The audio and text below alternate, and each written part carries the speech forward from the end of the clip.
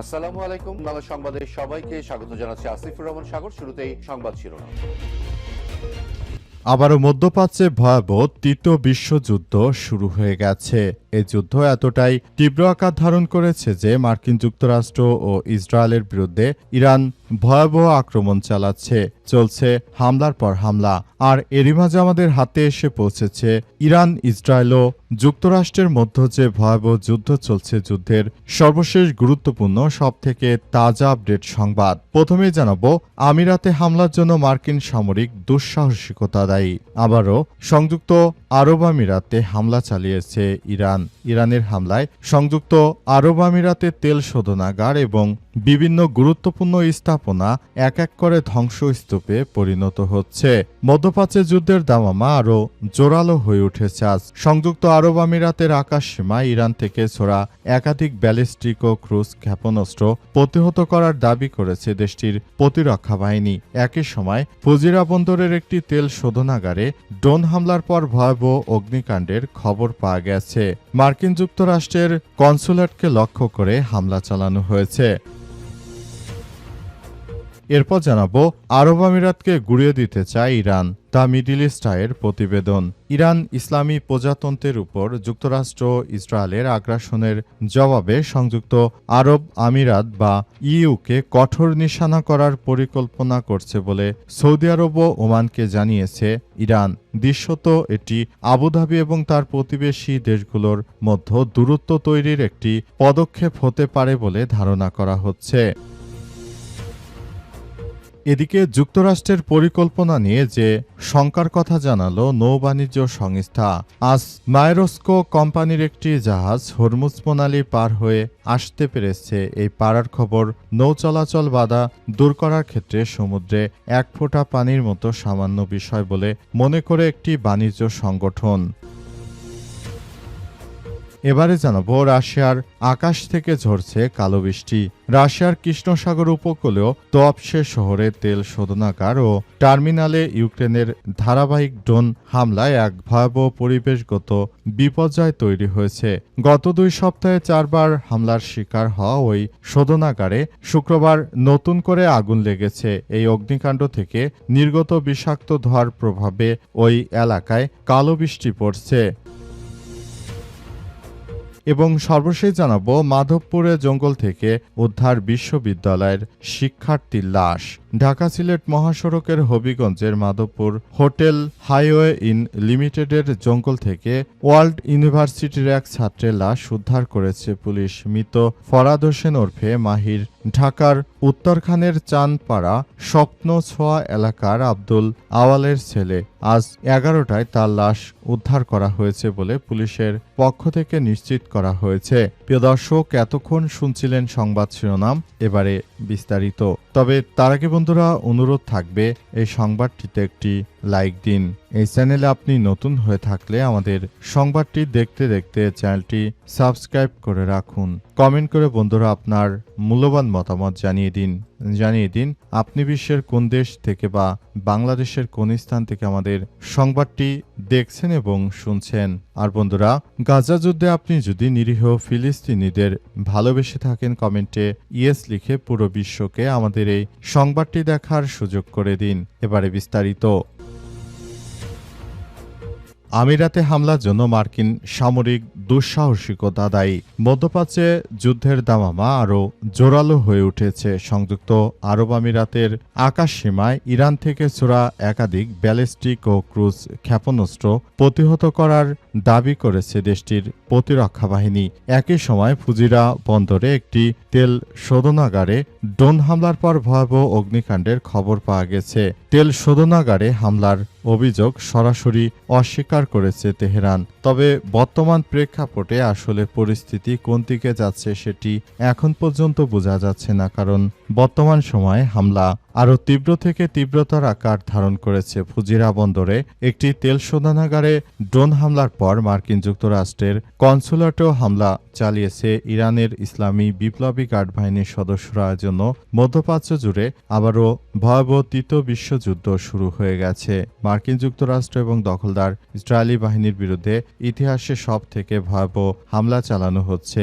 হামলায় পুরো পরিস্থিতি সবকিছু নস্যাৎ করে দেওয়া হচ্ছে। মধ্যপ্রাচ্য জুড়ে মার্কিন যুক্তরাষ্ট্র এবং দখলদার ইসরায়েলি বাহিনীর বিরুদ্ধে বড় ধরনের সংঘাতময় পরিস্থিতির মধ্য দিয়ে এগিয়ে যাচ্ছে বিশ্ব এবং বিশ্বের সবকিছু আসলে পরিস্থিতির উপর নিয়ন্ত্রণ করছে। এমনকি পুরো পরিস্থিতি মার্কিন যুক্তরাষ্ট্র এবং দখলদার ইসরায়েলির বাহিনীর বিরুদ্ধে সম্পূর্ণ চলে যাচ্ছে এবং সেখানে প্রতিনিয়ত হামলা চালিয়ে যাচ্ছে ইরানের ইসলামী বিপ্লবী গার্ড বাহিনীর সদস্যরা। মার্কিন যুক্তরাষ্ট্র তারা শুরু থেকে যতই সন্ত্রাসী কার্যক্রম চালাক না কেন এদের বিরুদ্ধে সর্বাত্মকভাবে আসলে বড় ধরনের কার্যক্রম চালিয়ে যাওয়ার কথা জানানো হয়েছে এবং বলা হয়েছে যে বর্তমান এই প্রেক্ষাপটে আসলে সবাইকে নিয়ে এগিয়ে যাওয়ার বিষয়গুলো দেখভাল করতে হবে।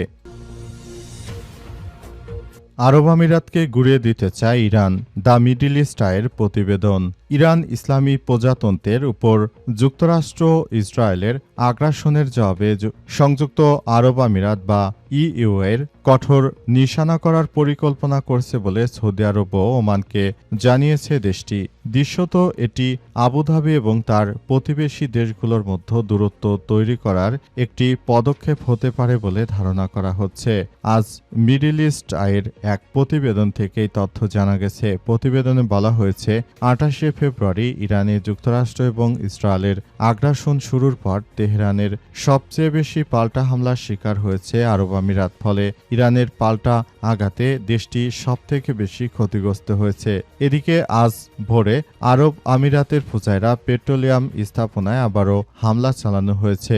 এর থেকে বোঝা যাচ্ছে যে মূলত সংযুক্ত আরব আমিরাতকে একদম ধসিয়ে দিতে চায় ইরান। কারণ হিসেবে বলা হচ্ছে যে সংযুক্ত আরব আমিরাত এই রাষ্ট্রটি তারা সরাসরি জায়নবাদীদের পক্ষ নিয়েছে এবং তারা আসলে পুরো পরিস্থিতি সম্পূর্ণ নিয়ন্ত্রণের চেষ্টা চালিয়ে যাচ্ছে। সুতরাং এই বিষয়গুলোকে খুবই গুরুত্ব সহকারে দেখভাল করার মধ্য দিয়ে এগিয়ে যেতে হবে। পুরো পরিস্থিতি যে কোনো মূল্যে প্রতিহত করার মধ্য দিয়ে সবাইকে এগিয়ে যেতে হবে বলে সেখানে উল্লেখ করা হয়েছে এবং আরও জানানো হয়েছে যে দখলদারদের বিরুদ্ধে ইতিহাসের সব থেকে ভয়াবহ একটি কার্যক্রমের মধ্য দিয়ে সবাইকে নিয়ে এগিয়ে যেতে হবে। পুরো মধ্যপ্রাচ্য জুড়ে আসলে যে ধরনের ভয়ঙ্কর কর্মসূচির কার্যক্রম শুরু হয়েছে এর জন্য আসলে আমাদের সবাইকে এখনই এগিয়ে আসতে হবে। মধ্যপ্রাচ্যে মুসলিমদের বাঁচাতে হলে এখনই মুসলিম বিশ্বের সবাইকে একসঙ্গে নিয়ে তারপর কাজ করতে হবে, এমন তথ্য সামনে এসেছে।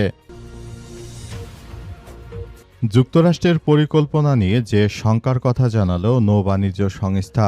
সোমবার মায়েরস্কো কোম্পানি একটি জাহাজ হরমুজ প্রণালী পার হয়ে আসতে পেরেছে। এই পারার খবর নৌ চলাচলের বাধা দূর করার ক্ষেত্রে সমুদ্রে এক ফোঁটা পানির মতো সামান্য বিষয় বলে মনে করছে একটি বাণিজ্য সংগঠন। স্বতন্ত্র ট্যাঙ্কার মালিক ও অপারেটরদের প্রতিনিধি করে একটি সংস্থা ইন্টারট্যাঙ্কর ব্যবস্থাপনা পরিচালক টিম ইউলিক্স বিবিসি রেডিও 4 টুডে প্রোগ্রামে বলেছে এটা ছিল খুবই কড়াকড়ি পরিস্থিতির মধ্যে নিবিড় পাহারার পার হয় একটি মাত্র জাহাজ। আটকে থাকা বাকি জাহাজগুলোর জন্য এটা নাটকীয় কোনো পরিবর্তন আনবে না। সেখানে জাহাজ চলাচলের জন্য পুনর্গঠিত কোনো নিরাপত্তা দল বা সমন্বয় ব্যবস্থা নেই। তাই আমাদের সদস্যরা মৌলিক কিছু প্রশ্ন তুলেছে যে যাতায়াতের এই প্রক্রিয়া কে শুরু করবে বলেই ইউলকিংস কর্তৃপক্ষের সাথে জাহাজের পক্ষ থেকে যে যোগাযোগ করবে এবং সবচেয়ে গুরুত্বপূর্ণ প্রশ্ন হলো চলাচলের সময় যদি জাহাজটি ইরানি বাহিনীর বাধার মুখে পড়ে তাহলে বিকল্প ব্যবস্থা কি হবে বলেন এই পরিচালক। ইউলকিংস বলেছেন মালিকরা এই গুরুত্বপূর্ণ প্রশ্নগুলোই করেছেন এবং জাহাজে থাকা ক্রু বা কর্মীদের সাথে এ বিষয়ে আলোচনা করছেন তারা বলে এমন তথ্য সামনে এসেছে।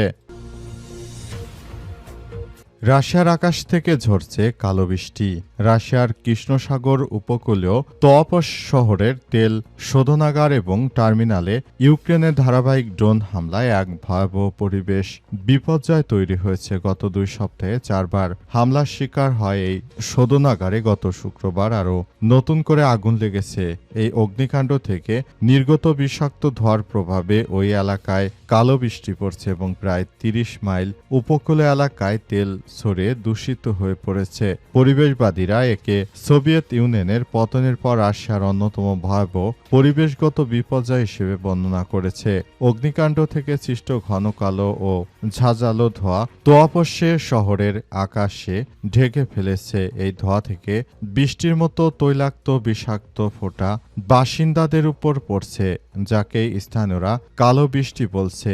পরিবেশ রক্ষা গ্রুপ ইকো ডিফেন্সের প্রধান ভ্লাদিমির স্লিভিয়াক সতর্ক করে বলেছেন, বাতাসে ক্যান্সারের কারণ হতে পারে এমন বেনজিনের মতো ক্ষতিকর উপাদান মিশে গেছে। এটি জনস্বাস্থ্যের জন্য চরম ঝুঁকিপূর্ণ। দূষণের কারণে উপকূলীয় এলাকায় মৃত মাছ ও ডলফিন ভেসে আসতে দেখা গেছে।